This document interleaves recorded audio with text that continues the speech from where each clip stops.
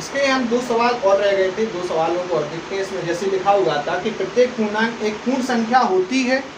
क्या प्रत्येक पूर्णांक एक पूर्ण संख्या है?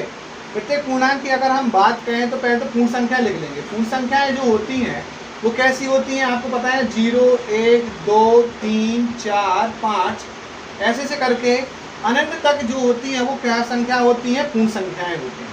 पूर्णांक कहते हैं, जैसे कि मान लिया जाए पूर्णांक जो है वो कहाँ से स्टार्ट होते हैं, इनफाइनाइट से स्टार्ट होते हैं, -3, -2, -1, 0, 1, 2, 3, 4, 5 ऐसे चलते चले जाते हैं।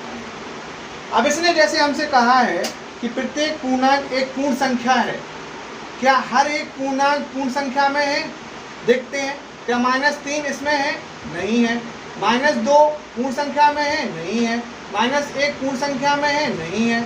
तो जब पूर्णांक पूर्ण संख्या में है ही नहीं तो ये कैसे कह सकता है कि प्रत्येक पूर्णांक एक पूर्ण संख्या होती है? इसका आंसर क्या हो जाएगा? असत्य हो जाएगा। तीसरा सवाल इसने दिया है कि प्रत्येक परिमेय संख्या एक पूर्ण संख्या होती है। परिमेय संख्या जैसे कि हमने आपको पहले ही बता चुके थे, परिमेय संख्या को हम क्या बोलते हैं? भिन्न बोलते हैं।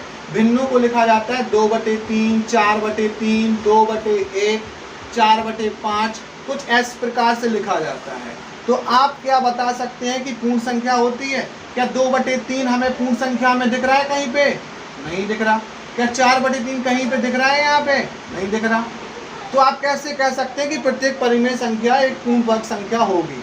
तो ये भी क्या हो जाएगा? असत्य हो जाएगा। ये हमारा टॉपिक 1.1 का खत्म होता है। इसके बाद नेक्स्ट टॉपिक हम देखेंगे।